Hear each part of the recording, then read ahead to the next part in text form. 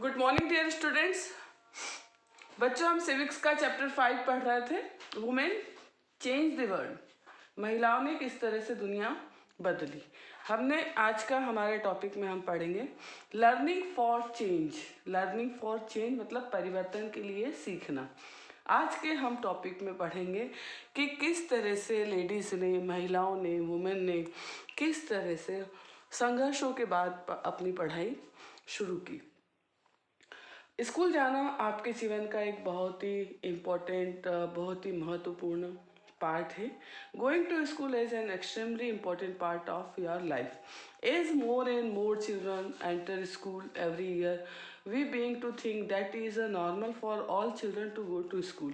हर साल बहुत सारे बच्चे स्कूल में जाते हैं, एडमिशन लेते हैं और हम ये सोचने लगते हैं कि बच्चों के लिए स्कूल जाना एक बहुत ही नॉर्मल सी बात है, बहुत ही साधारण सी बात है। Today it is difficult for us to imagine that school and learning could be seen as out of bounds or not appropriate for some children। आज हमें ये सोच पाना, हमें इस बात पर विश्वास करना कि अभी भी मतलब कुछ बच्चे ऐसे थे जिनके लिए पढ़ाई करना उनके पहुंच से बाहर था। उनके लिए ये बात क्या थी, अनुचित मानी जाती थी कि पढ़ना क्या है, एक बहुत ही बुरा काम है। आज की जिस दुनिया में हम रहते हैं, हमारे लिए स्कूल जाना सभी का, चाहे वो लड़के हो या लड़कियां, एक हम उसे क्या समझते हैं, नॉर्मल बात समझते हैं। परंतु एक समय ऐसा भी था कि कुछ लोगों के लिए, कुछ बच्चों के लिए पढ़ना पहुंच के बाहर था या अनुचित बात मानी जा सकती थी।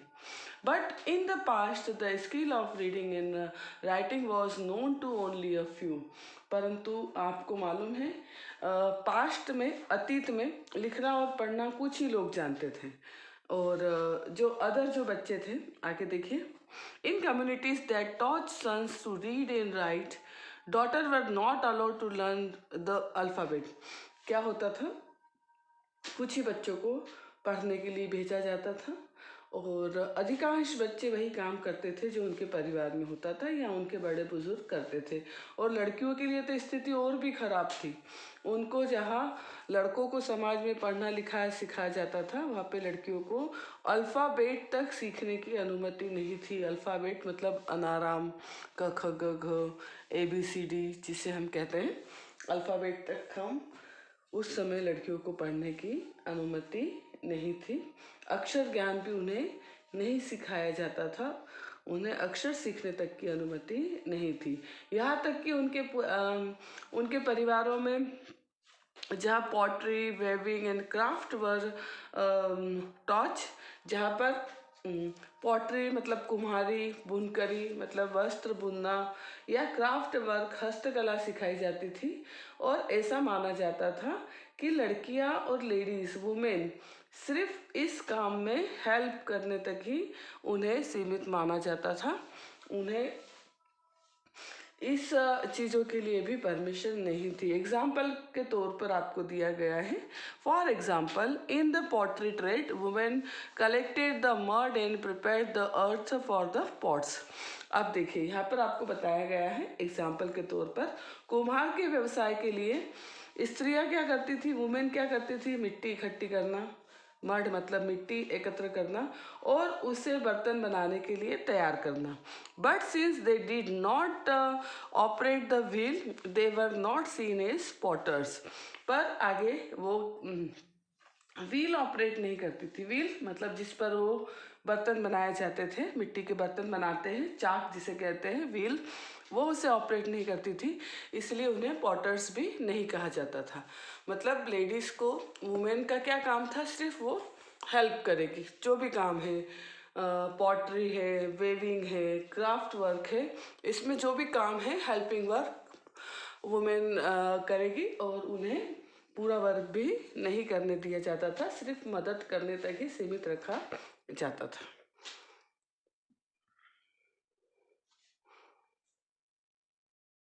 In the 19th century, many new ideas about education and learning emerged. अब देखिए बच्चों, 19th सेंचुरी में 19वीं शताब्दी में शिक्षा के बारे में कई नए विचारों ने जन्म लिया। स्कूल क्या हो गए, बहुत अधिक प्रचलन में आ गए, बहुत सारे स्कूल हो गए और समाज जिन्होंने खुद कभी पढ़ना लिखना नहीं सीखा था अपने बच्चों को स्कूल भेजने लगे। कब? 19th सेंचुरी में। जो लोग खुद पढ़े लिखे नहीं थे, वह कम्युनिटी जिन्होंने खुद ने कभी लिखना पढ़ना नहीं सीखा था, वो अपने बच्चों को स्कूल भेजने लगे।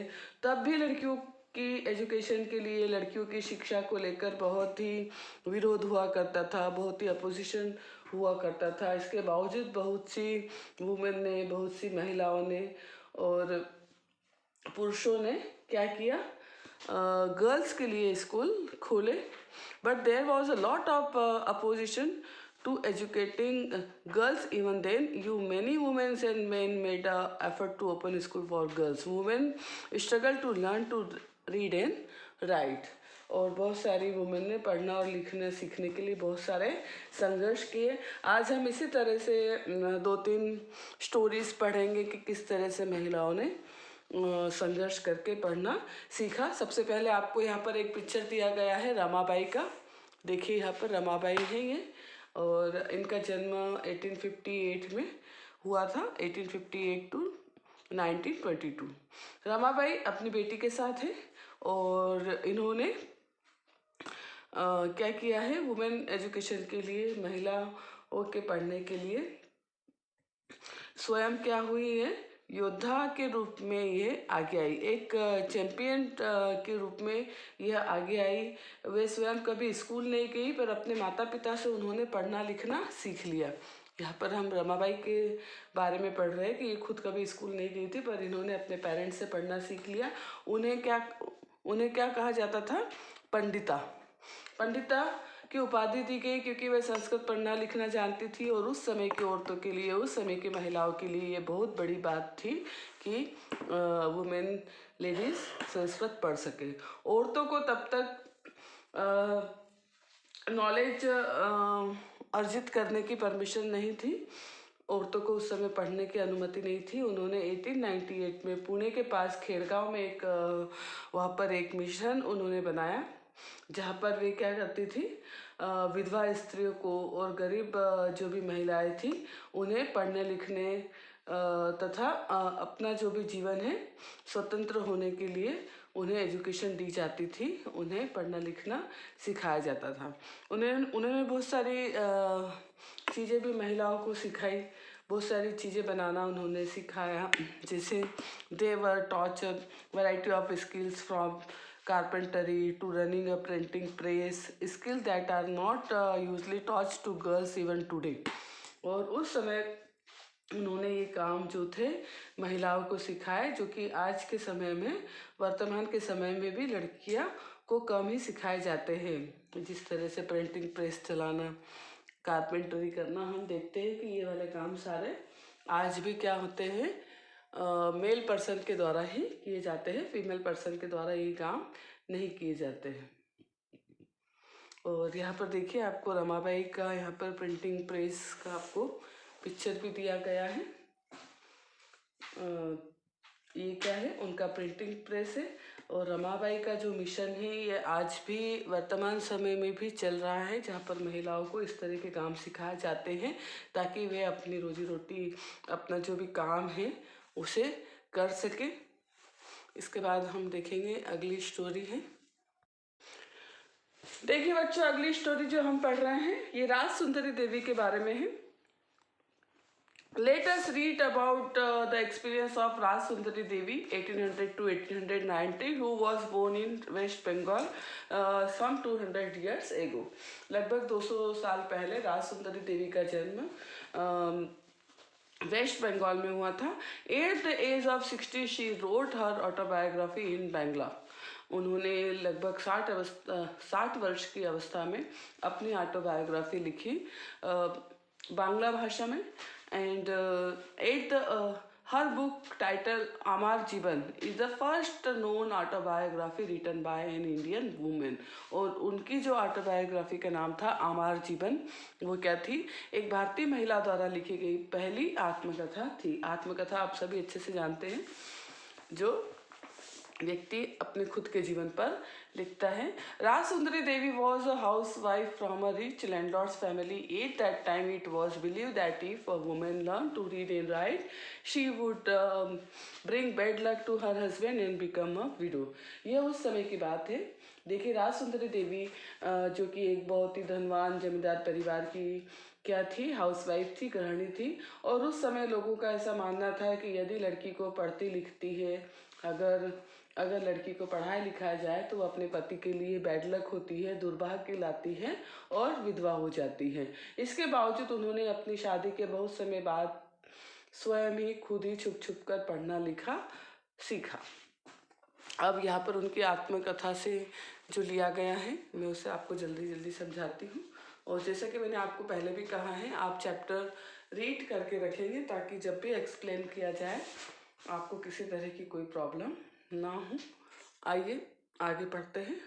यहाँ पर देखिए राजसुंदरी देवी ने बताया है कि वह बहुत सुबह ही उठ जाती थी, काम शुरू कर देती थी और आधी रात हो जाने तक काम में लगी रहती थी और बीच में भी उन्हें आराम का टाइम नहीं मिलता था। जब वे केवल 14 वर्ष की थी, 14 ईयर्स की थी। और पर उनके मन में एक जो बहुत बहुत ही जो उनकी इच्छा थी, अभिलाषा पनपने लगी थी कि मैं पढ़ना लिखना सीखूंगी और एक जो मैन्युस्क्रिप्ट है, मैन्युस्क्रिप्ट मतलब पांडुलिपि जिसे कहते हैं, पढ़ूंगी।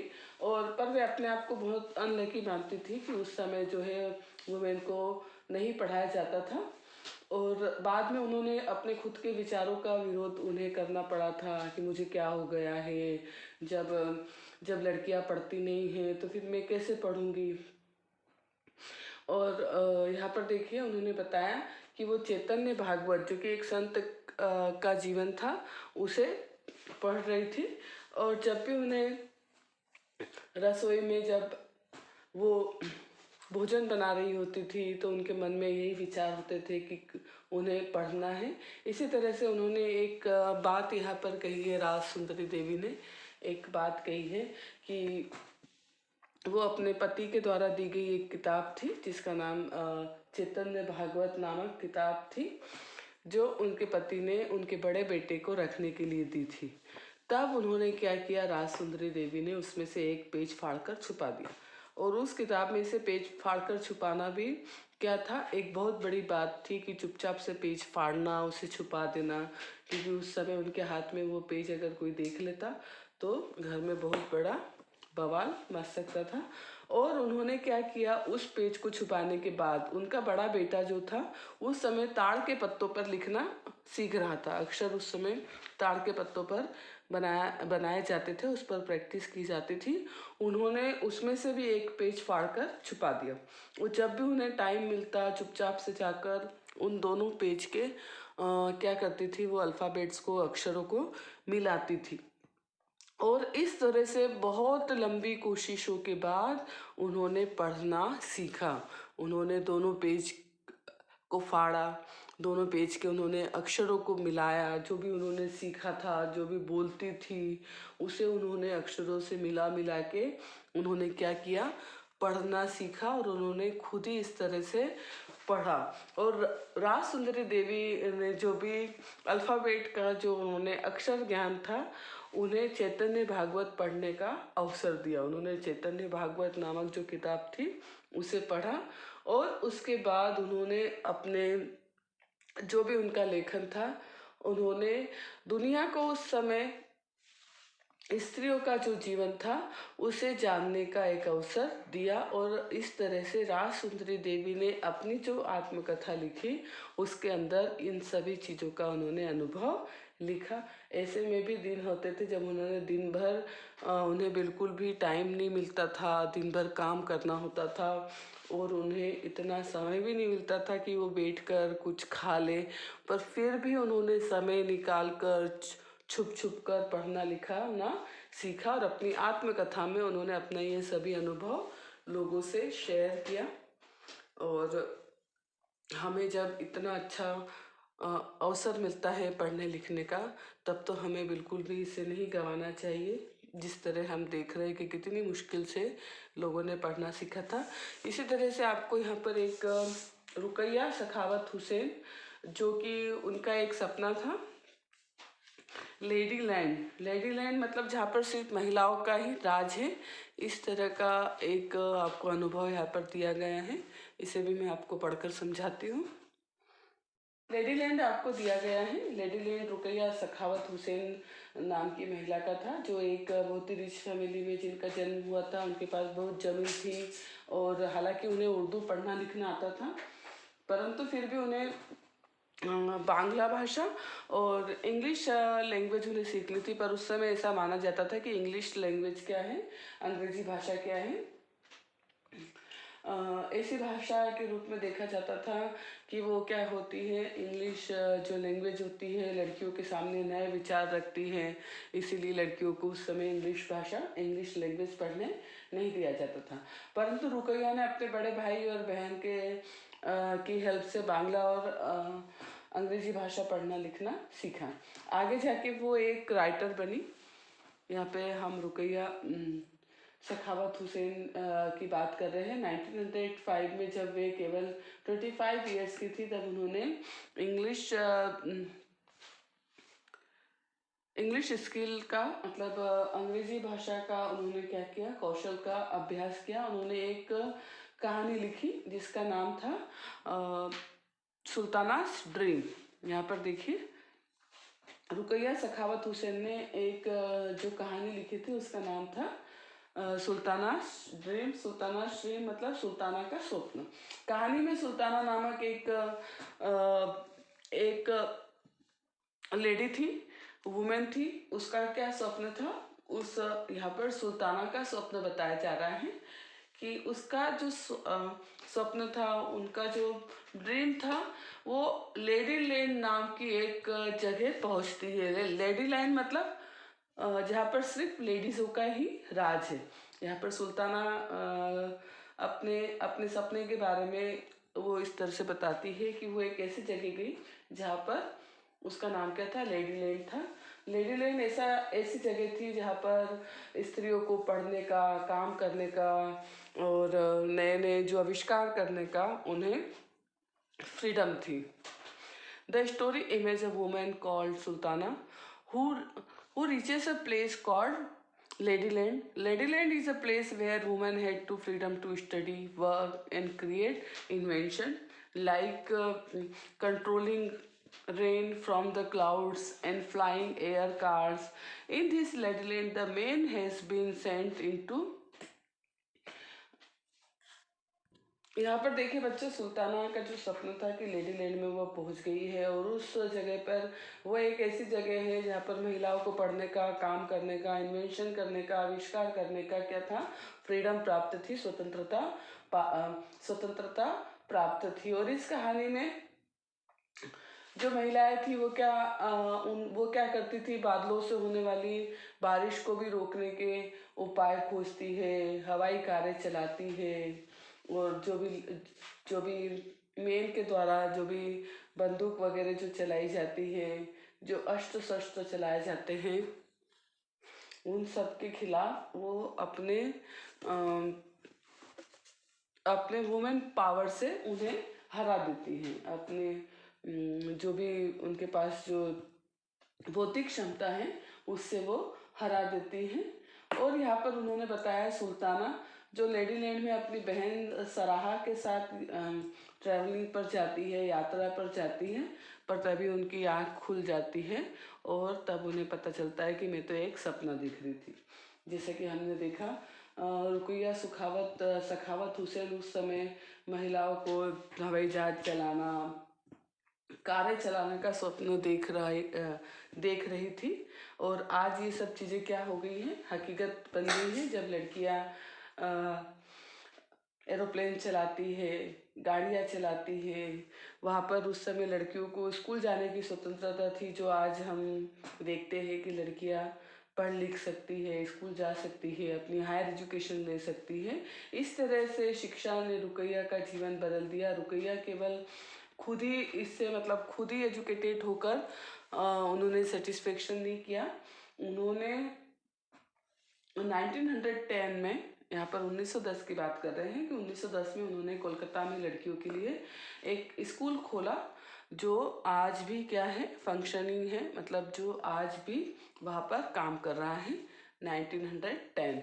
तो बच्चों आज हमने जो स्टोरी पढ़ी रुकैया सखावत हुसैन, जिन्होंने लेडी लैंड का सपना देखा था जहाँ पर महिलाओं का राज हो। इसके अलावा हमने राज सुंदरी देवी के जीवन के बारे में पढ़ा, रमाबाई के जीवन के बारे में पढ़ा। ये वो महिलाएं हैं जिन्होंने उस समय में पढ़ना लिखना सीखा। इन्होंने उस समय जब समाज में लड़कियों को पढ़ने की अनुमति नहीं थी, लड़कियों का पढ़ना अच्छा नहीं माना जाता था, इन्होंने समाज के विरुद्ध जाकर, समाज के अपोजिट जाकर इन्होंने अपने मन की अपनी इच्छा को उन्होंने बहुत ही स्ट्रगल के बाद पूरा किया। तो ये आपको बताया गया है कि जो चीज़ें आज हम बहुत ही नॉर्मल समझते हैं, बहुत साधारण जो चीज़ें हम समझते हैं, वो कई सौ साल पहले बहुत ही मुश्किल चीज़ें हुआ करती थी। और बहुत ही स्ट्रगल के बाद सबने क्या किया था, महिलाओं ने पढ़ना लिखना सीखा था। और जो कि हम आज के समय में देखते हैं, education today, schooling and education today, इस टॉपिक पर हम हमारे अगले वीडियो में डिस्कशन करेंगे। Thank you. Have a nice day.